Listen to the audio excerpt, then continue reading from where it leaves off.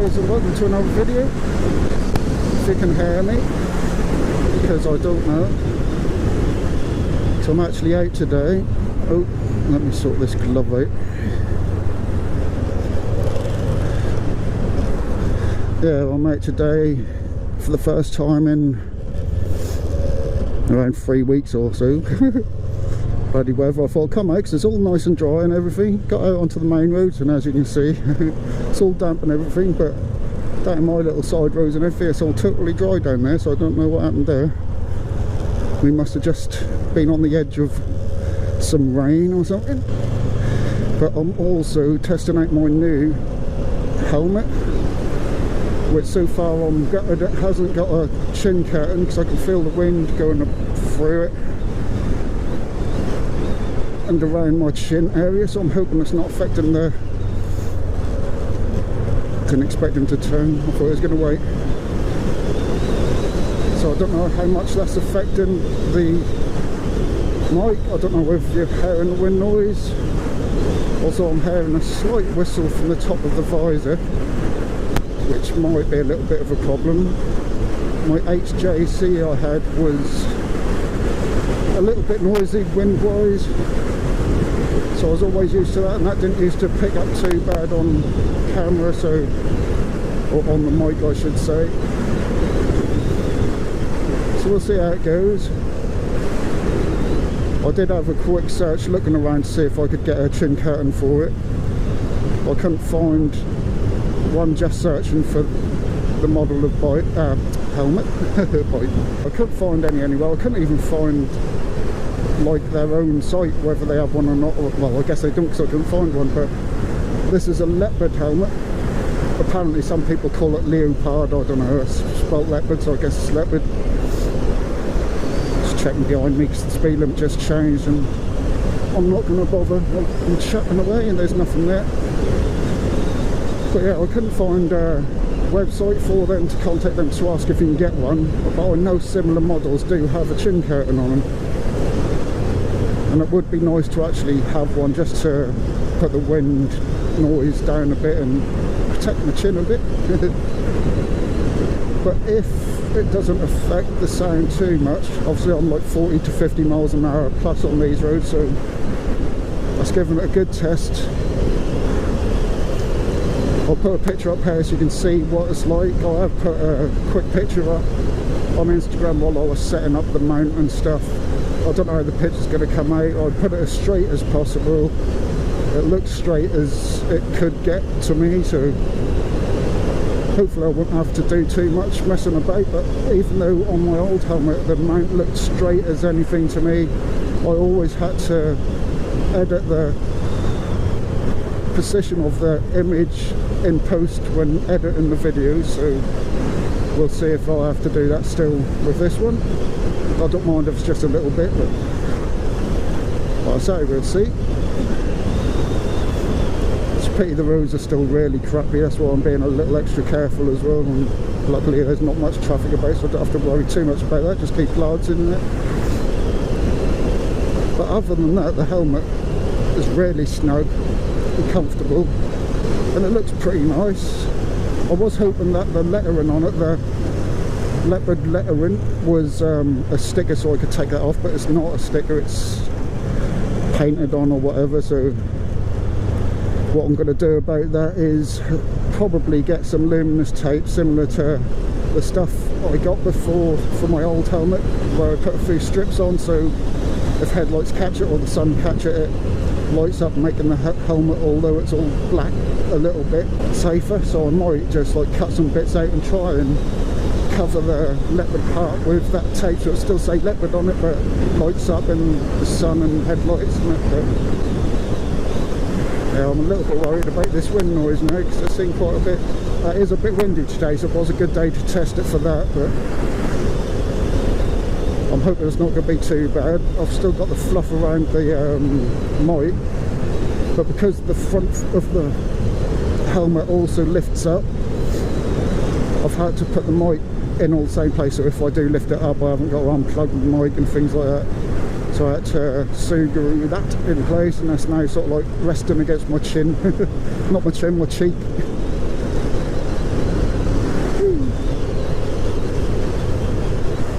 hopefully that's protecting it a little bit from the wind as well.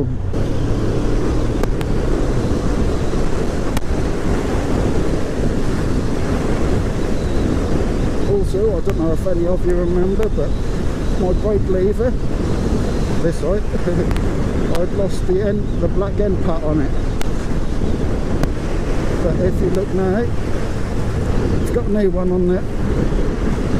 The company was nice enough to send me another one out with a new screw and washer in it. When I fitted it, I also took this one off and put a little bit of thread locker on both of them, so they shouldn't be able to come apart. I've done that a few days ago, so that should all be set. I also tightened up the little nuts where it folds up. I'll keep an eye on them. If they do seem to start loosening or anything, I'll put a bit of thread locker on that.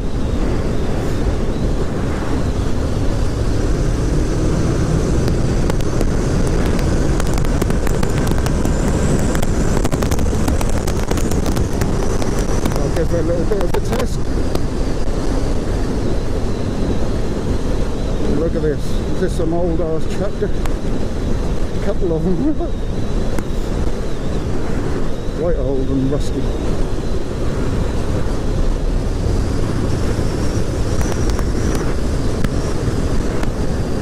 Cool. Quite a lot of air is getting up in the top right of the visor. That's a little bit weird. It's blowing right into my eye.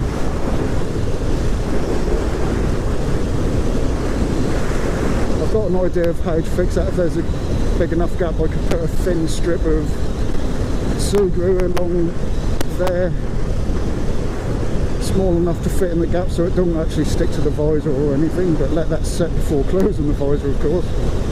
I have mentioned it before, but I also just recently put an image up on Instagram showing that I've got my Grenfell bars. I was debating whether or not to get them, but then I had a spare bit of money, so I got those. So I got some black Grenfell bars to put on, some grips, some bar end mirrors, so I've got to get them off.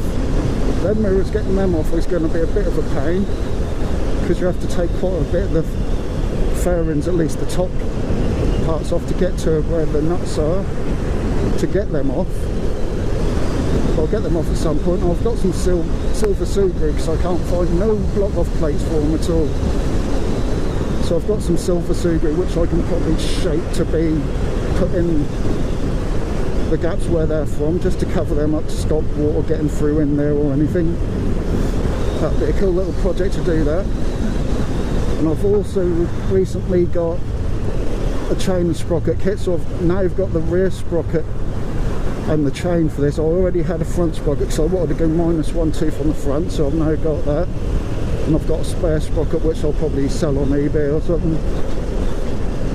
I've also got some, what I've had for ages as well, is some stainless steel sprocket, rear sprocket nuts, so that's one less thing to rust. I've got some, well, I'm not going over 40, my dials say just over, but these are usually at 40, at about 44-ish or something like that on the dials, but never mind.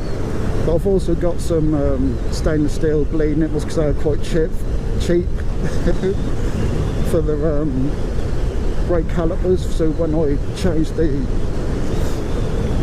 brake fluid sometime soon, hopefully, and get a nice dry day, and I feel I've got time, I'll do that, because I really need to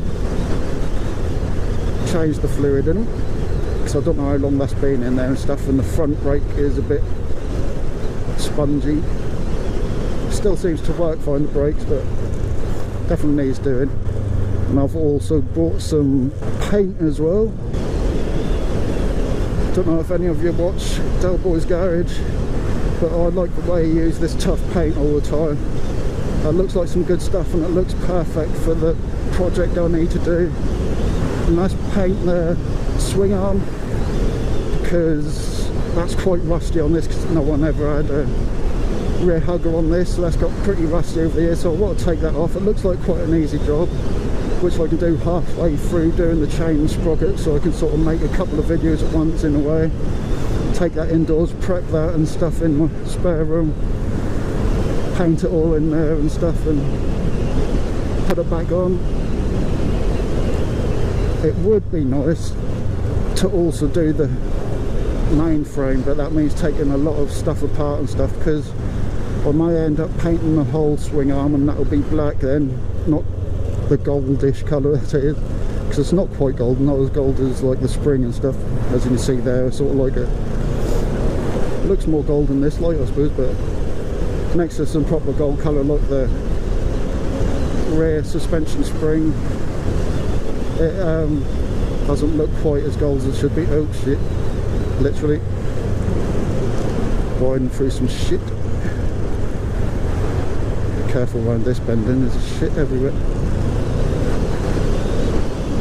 So yeah, I've got a few things I want to be doing soon. I've been, as I said on Instagram, I've been undecorating so I can get that room set up as a workshop at some point, because I want to do some stuff with this bike. If I can't afford to do what I want to do, which is basically do a bike build project type thing in the spare room, if I feel I can't afford to do what I've got planned, I may just pull this apart and try and get that up into the room, which means pulling it apart quite a lot, and then just basically restore, you know, repaint all the stuff that kind of needs it. These triple trees are in pretty good nick, but they could do with a bit of a refurbish really, and the whole frame and stuff of course, which would mean stripping a lot of the engine, if not take the whole engine out. But getting the bike up and down from the bedroom would take pulling it apart quite a lot anyway, and getting someone to help me carry bits up and down. Bit of a pain, but it's possible.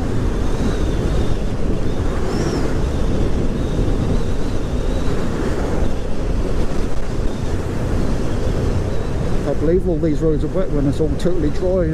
I was literally just round the corner from mine, that was wet straight away, just come out of my little side road, and all the roads are wet and it's all totally dry up my end.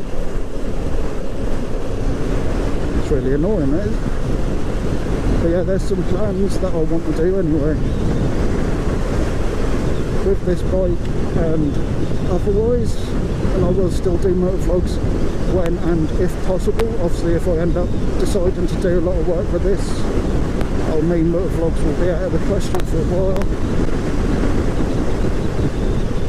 But I don't really mind too much about that, because I don't have a very interesting life at the moment, you know. I don't get out and about doing a lot, so I haven't got a lot to talk about that will interest you, or a lot to do out on the bike to interest you, and no one else I know really rides, so I don't go on ride outs with people or go to events or anything like that. So yeah, that's a possibility that this channel might end up moving a bit more into sort of doing work on bikes and that, and if possible, like I say, a build. That'd be awesome if I could get into doing build series and stuff, because I've got a good plan on what I want to do. I don't want to say anything, so I don't think it's been done yet. I may have done and I just don't know about it, but we'll see if it becomes possible for me. Even if it's been done already, I'd still do it, so it'd be pretty awesome. But anyway, that's pretty much it for this video. It's been nice to get back out on it again and bring it straight down this road and get some juice back in the battery, because like I say, I haven't ridden it for like, what was it? Let me try and think, somewhere around like the 16th of December last time I went out on it. All this crap on the roads. One other thing with this helmet as well, which I can't really test because it's not bright enough, it's got one of those sun visors on it, which is really handy, which is what I really wanted on a helmet, because especially when you get the low sunshine, then obviously in summer when it's sunny all the time, that'll be well handy.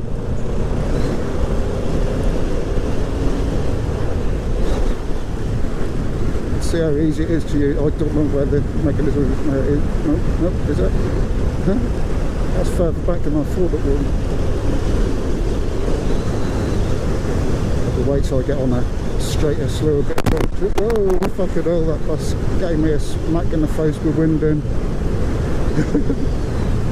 Try to find it up here. That works pretty well.